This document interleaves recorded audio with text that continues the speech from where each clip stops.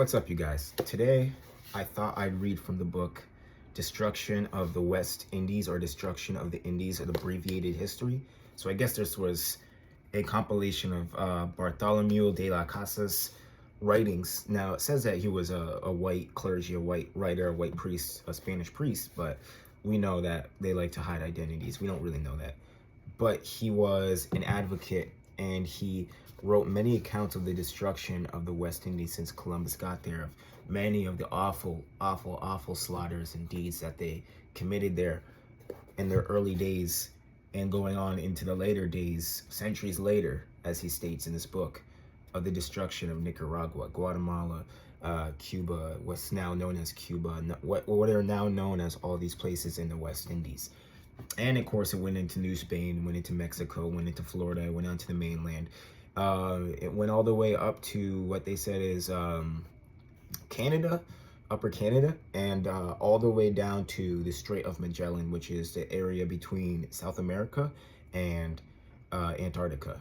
So they destroyed everything that they found over here in the New World, and we know how it went. They made it their own. This was their blessing, manifest destiny. So we're gonna read from specifically today the account of Nicaragua. On the province of Nicaragua, in the year 1522 or 1523, this tyrant next subjugated the most exceedingly fertile province of Nicaragua, for which his entrance marked a dark hour. Of this province, what man might tell the happiness, health, amenity, and prosperity and populousness of its people. It was a thing of wonder, in sooth, to see how filled it was with villages, which extended for almost 3 or 4 leagues in length, filled with admirable groves of fruit trees that caused the people to be immense. Does that mean of size, or does that mean of immense as in just their population growth? It could be in size too, that a vegan diet or a raw vegan diet, eating the actual food that God gave them in paradise, made them to be immense physically and as a people. And because it was a land that is flat without features, so that the people there could not ascend into the wilderness of forest or up into the mountains, and delightful, so that they were grieved and in anguish to think of leaving it. They thus did suffer terrible persecutions, and all that it was possible for them to tolerate of bondage and acts of tyranny at the hands of the Christians, for by their nature they were the most meek and pacific people. That tyrant and the tyrannical companions who were with him, all those who had aided him to destroy the entire other kingdom, did the Indians so much harm, wrought upon them so much slaughters, such cruelties, so many captivities and injustices, that no human tongue can tell it. He would send out 50 men of horse and command that an entire province greater than the country of Ruzalan, I guess that's in Spain, be put to the lance, and leave not a man or woman or old person or child alive, for any slightest thing, or because they did not come soon enough to his summons, or did not carry so many cargoes of maize, corn, which is the wheat of those lands, or give up so many Indians to serve him or another of his company, because, since it was a flat land, no man might flee the horses or their hellish wrath. He would send Spaniards to make entrandas, which is to go off to other provinces to make raids upon the Indians there, and he would allow the raiders to carry off all the Indians they desired from their peaceable villages to serve them, and they would put them in chains so that they would not leave behind the burthens weighing 3 arrobas that he set upon their backs. Sounds familiar. Sounds like they did this to another group of people here too. And it fell out one time, of the many times that he did that of 4,000 Indians, not 6 returned alive to their houses, for he left them all dead upon the roads. For when some would grow tired, and their feet be tired and bloody from the great burdens, that they would sicken from hunger and hard labor and weakness, so as not to unshackle them from their chains. He would cut off their heads at the neck. Wow. So he was so lazy, and he held them in such disregard that he wouldn't even bother to take off the chains to kill them. He just used the chains upon their necks as an easy place, as an easy marking to know where to cut their heads off. And the head would fall to one side and the body to the other. Conceive what the others would have felt. And so, when the Spaniards would order such processions, the Indians having the experience that none would ever return. As they were departing, they would weep and sigh, saying, "Those are the roads which we once took to go to serve the Christians. And although we labored hard, we would return after some time to our homes and our women and to our children. But now we go without hope of ever again returning or seeing them or even being alive." Once, because he would make the new repartimiento.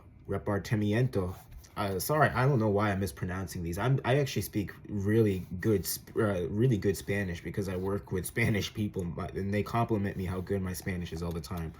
So I haven't read in a long time in a video, so sorry about that. Repartimiento of Indians.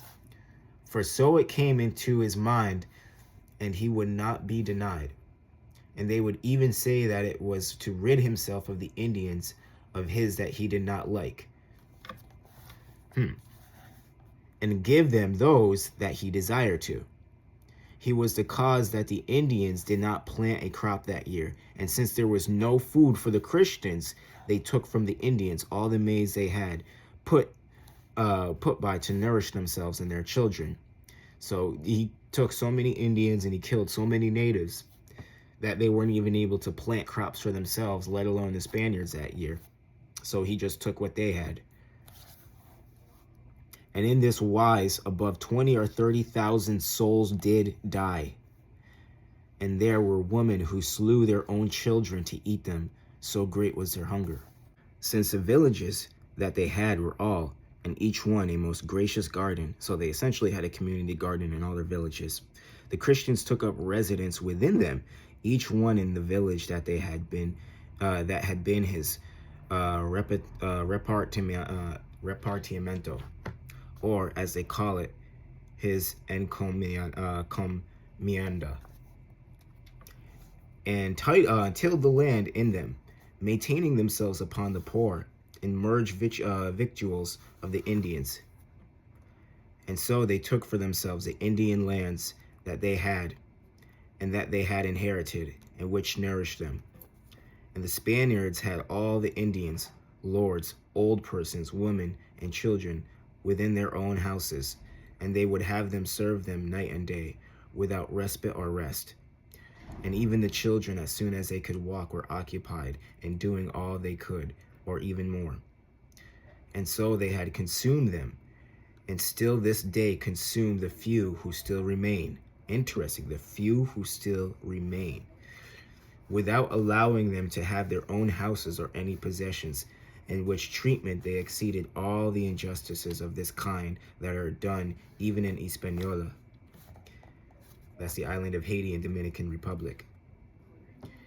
They have wearied and oppressed and been the cause of rapid death of many people in this province, by making them carry wood and planks from 30 leagues away to the harbor to make boats with, and sending them to find honey and wax into the forest and the wilderness, where they are eaten by tigers. And where you go down here, it talks about the tigers as a black panther or a jaguar or a wild cat of South America.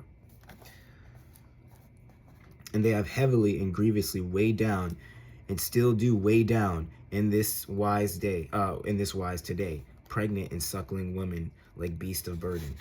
That's a common theme. You're going to see the slaughtering of women and children, especially when we get to the part of Guatemala, which I'll read later on at some point. The most heinous and detestable pestilence that has laid waste to that province has been the license which that governor gave to the Spaniards in demanding slaves of the caciques, caciques, the lords of the villages. Up here, I got another definition: the chief, the leader, the landowner, political boss. So the leaders, okay? The caciques of the villages and lords of the villages. They would make demand every 4 or 5 months, or whenever so each one obtained at the governor's grace or license, requiring 50 slaves of the cacique, with the threat that if he gave them not, he would be burned alive. That's the common thing you've seen too. They burn them alive or thrown to savage dogs. And we know the book, the Dogs of Conquest. Since the Indians generally keep not slaves. Okay. We know they like to say that too, to justify what they do. Oh, we got there and you guys had slaves all over the world, to justify what they did to people. Well, you guys were enslaving people as well. And you guys were eating people as well. You guys were doing this as well. And when you go back, it seems to not be the truth. Since the Indians generally kept not slaves, for a cacique has 2 at the most, or 3 or 4. Now remember, these are the leaders of the villages. These are the landowners of the villages, the political boss, the chiefs of the villages. When we talk about the cacique, the lords would go through the village and take first all the orphans, and then ask those who had 2 children to give 1. So the leader would go in there and he would feel bad doing this. Imagine how he felt having to ask the people of his own village to give up their kids, to give up to the Spaniards. At first, and take first all the orphans, and then ask those who had 2 children to give 1, and those with 3 to give 2. And in this wise, the cacique or cacique would obtain the number that the tyrant asked of him, with great cries and weeping from the village, for these are the people who it seemed most loved their children in the world. And since this would be done so many times, from the year 1523 to the year 1533, they laid waste to all that kingdom, because in those 6 or 7 years they sent out 5 or 6 shiploads and slave trade, carrying off all those multitudes of Indians to be sold as slaves in Panama and Peru. And he's just saying that we don't know where exactly all these people went. As we read earlier, there was not that many left till this day. So they said they sent them to Panama and Peru. They could have sent them other places as well. They could have sent them to other islands. They could have sent them to the mainland, Central America, Mexico, where all of them are now dead, because it is a thing proven and experienced thousands of times that when the Indians are taken from their native lands, they more easily die, for the Spaniards always fail to give them food, yet no wise relieve them of their labors. Just cheap, quick labor. They're just setting them up, as it seems like. Since they do not sell them, nor others buy them, but they only work them. In this wise they have taken from that province about 500,000 souls of Indians made slaves, though being truly as free as I. Interesting. And from the hellish wars that the Spaniards have waged upon them, and from the abominable captivity in which they are cast, more again have died than another 500 or 600,000 persons until this day, and still today they are being slain. In a space of 14 years, all of these devastations have been done, and today, in all that province of Nicaragua, there are probably not above 4,000 or 5,000 persons, and even these are slain every day by the hard services, both of hard labor, and to the Spaniards' persons, and the oppression to which they are put. Though this land once was, as I said, one of the most populous provinces in the world.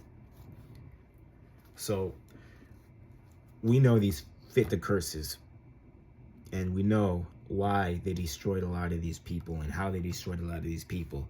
And like I said, when I told you the story in the beginning about my co-worker from Nicaragua, how immediately he was told by the white, pale-skinned Nicaraguan that he's black, he's African. They came over here as slaves. That's why he has such dark skin. That's why he looks the way he does. And I said, I'm thinking, no, absolutely not.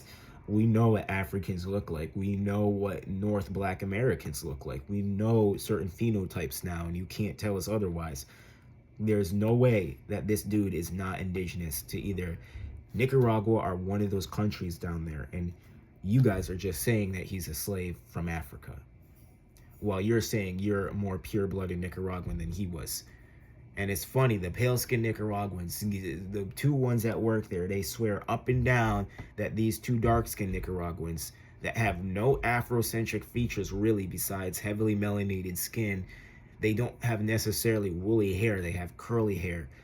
They don't grow big beards, they grow chin beards. They grow beards on their chin. And they have copper-colored skin. When I mean copper-colored, I mean pure copper color. And it's just so funny how both of them teamed up to immediately dismiss what I brought up of them being indigenous. But shout out to the brother. I don't think you'll ever see this video, but you know who you are, and you know that you came up to me after and you looked me straight in the face and you said, no, we're indigenous. We are indigenous. And I love the fact that he looked at me and said, you know this too. We are indigenous. So with that being said, all praises to the Most High. Happy Shabbat, making this video on the Sabbath. I got a lot of more videos coming today on different subjects. I'm going to make some more videos on 100 Years of Lynching by Ralph Ginsburg. Maybe read some Mississippi Black Papers. Maybe in about another week or so, we're going to jump over to the section on the province and the Kingdom of Guatemala, which is very, very interesting and very sad. You hear more of them putting up fights in this one and actually fighting, and it seemed like their population may have been even bigger than the one that was in Nicaragua. So with that being said, all praises to the Most High.